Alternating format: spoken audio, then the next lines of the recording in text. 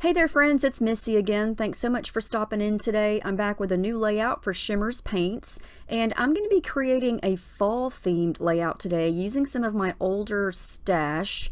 And I've got my photo already chosen. This is a picture of my youngest daughter down at the lake, and too cold to get in, but she loves to sit by the water and throw sticks and rocks into the lake, so that's what she's doing there. And this collection is the Simple Stories Hello Fall collection from 2016. That was the year that I was on this design team, and this was one of the collections that I was sent to work with, and I have quite a bit of it left. And so I thought, you know what, I'm going to use up some of this stash. It's fall, and I'm going to create a fall layout. So I went through my shimmers, and I've picked out 6 different colors here, a variety of products, and I'll go through all of the colors when I get to those. But the first thing I'm going to do is fussy cut some images from these papers. I really liked this A Perfect Autumn Day, and I wanted to kind of incorporate that as a title. And then I'm also going to fussy cut out several of those big floral clusters on the paper that was just there. And this is kind of what I came up with. I put it on a sheet of darker blue pattern paper from this collection, but I really like this wood grain. And normally for my Shimmerz layouts I use white cardstock, but I thought I would go a different route today and use a pattern paper because, you know, we don't always use plain cardstock as a background. A lot of people really like using pattern papers as backgrounds. So I wanted to show how you can still incorporate lots of beautiful Shimmerz paints on a pattern paper. So that's what I'm going to do. And this is a pretty neutral color. It's not too busy. It's just wood. And I thought I might add some mixed media over to the left side of the page. So I'm using white gesso here to kind of prep the paper and give me a little bit of white space to work with. And a lot of this is going to be covered up with the shimmers that I'm going to use. And I'm using the Liquitex white gesso and a big silicone brush there. And it's all dry. And now I'm going to get to work. So what I thought I would do, if you remember my photo, it's got the sky up top and then the grass down below. And sometimes I'm in the mood to create what I would call kind of a landscape background, meaning that I want to create some blue at the top and then some green at the bottom. And it's going to kind of intersect the photo. So the colors that I'm using here are sprays. The blue color is a Spritz called Chance of Rain. And then I use 2 greens. The first one is Coloringz Keep Palm, like palm tree. And then I use Spritz Olive Branch. And I just spray these right onto the gesso, use a little bit of water with my brush to kind of help spread the paint around. And the shimmers have always worked beautifully on top of gesso, whether I'm using cardstock or pattern paper.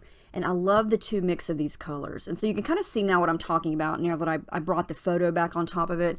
I'm kind of mimicking the sky and then all the green grass, even though it's very abstract, but the colors are going to pull from the photo.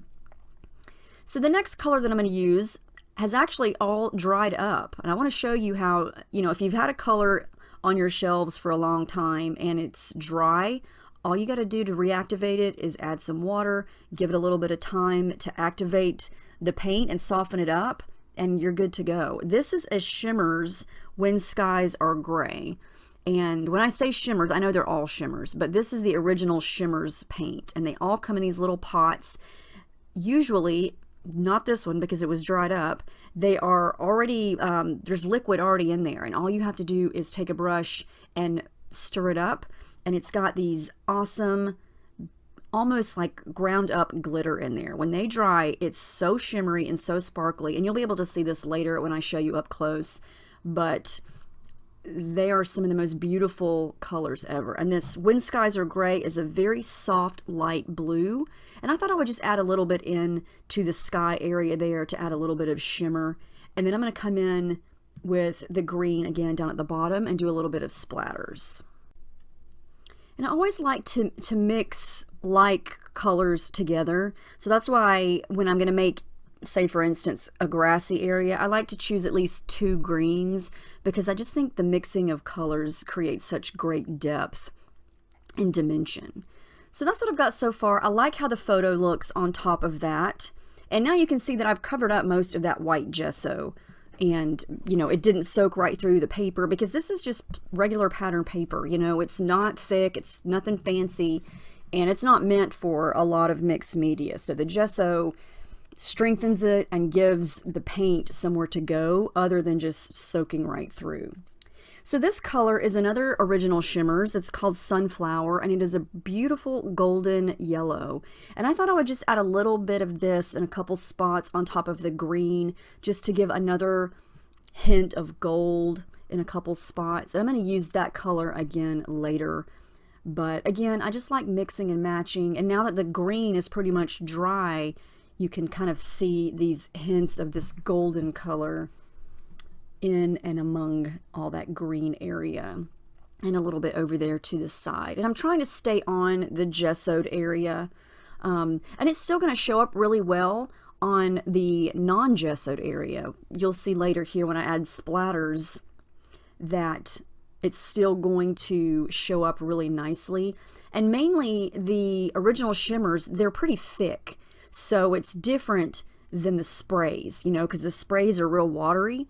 But these thick shimmers kind of sit on top of the paper and still dry very, very shimmery. So what I thought I would do with these other three Shimmerz colors here is stamp some flowers. And again, I'm using some old stash. This stamp set is from Fancy Pants from 2016. I think it's called Sweet Nothings. I don't even remember buying it. That's what happens when you buy too much stuff and you wind up hoarding it. You forget you have it. So yeah. Now these are very abstract, but I wanted to kind of create something that was similar to those flowers that I fussy cut. And they were kind of circular. And so I found this little circle. It's a flower, but when you stamp with liquid, it's going to get all messy and splotchy, which is what I wanted. So I'm using the When Skies Are Gray and the Sunflower. And then I pulled out this orange color called Pumpkin. And I love stamping in a messy way, you know. If you wanted your stamps to be crisp and perfect, then you definitely want to use an ink pad. But you can always get a little bit messy and create some wonky shapes with your stamps. So I'm just using my brush, painting it onto the stamp, and then stamping it on some cardstock. Now, I have not gessoed this cardstock. This is just some scrap cardstock from my little bin over there. But I think these make the cutest little wonky flowers. And these are all Shimmerz original. Look how shiny and shimmery. I'm not kidding. Very, very shimmery. I love, love that formula. So I've got some orange, some blue, and I did some of the yellow color, the sunflower, in smaller circles. So I'm just going to fussy cut these out. I don't use all of these, but I'm going to kind of scatter these in and around all of the flower clusters that I have fussy cut out, just to add a little bit of homemade. And this is a great way if you are using a specific collection like this one, but you want to add your own flair of mixed media to it. You know, you can make your own flowers. You could do this with hearts and create some wonky mixed media hearts or stars, any type of shape that you can still kind of tell what it is. I think this works really well. And I just kind of scattered those in and around the existing pattern paper flowers. And to give those a little bit of dimension and depth, I'm going to smudge a little bit of white gesso on top of them in a couple places. This just kind of makes them look a little weathered and distressed and not so flat, or yeah, flat. That's a good way to say it. So yeah, gesso has many, many uses for me anyway. I love that stuff. Now I'm going to pop up a lot of these flowers using some adhesive foam there. And you can kind of see the difference in the fussy cut flowers that came from the pattern paper versus the handmade ones that I just made there.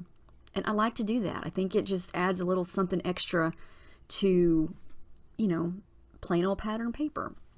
I am running a couple of the flower clusters through my edge distresser there. That's that little black gadget there. I've had that for years.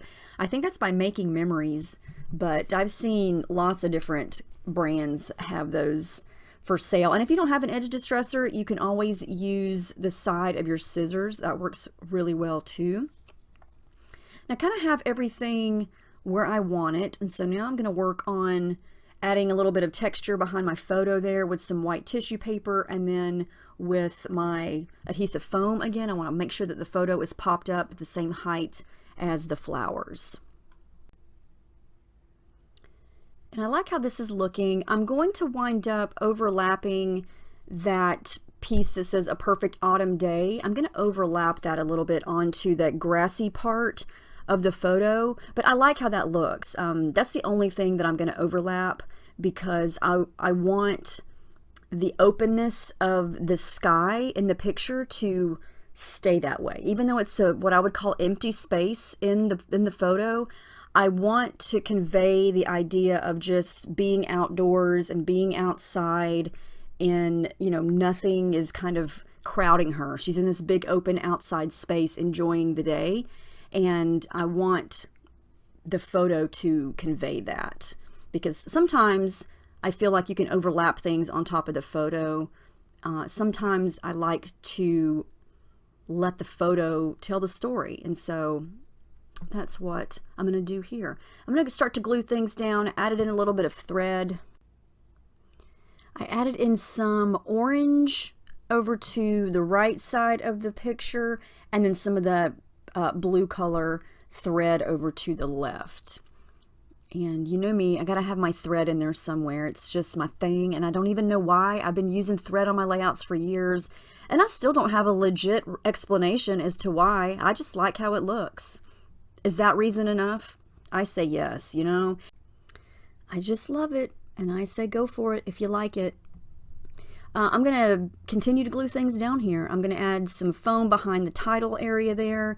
And then I'm decided that I want to do another title. And I'm going to do a little bit of mixing and matching here. I'm going to use the sticker sheet that came with this collection. I think the font of these letters is really cool. And even though they're brown, I don't know. Who am I? I've been using brown quite a bit lately. Never say never, people, because when you say never, you're going to find yourself using that color. I swore up and down I would never use brown, but here we are again. And I'm going to do the title over to the right, and I want it to be straight.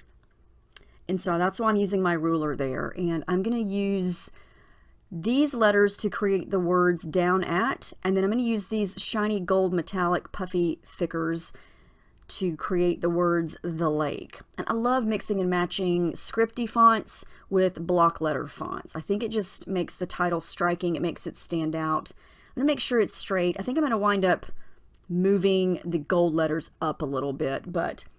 And here's something else I like to do to take out some of the super bright shine on metallic gold things like this, is to smudge a little bit of white gesso on it. And you can see there that it's still shiny.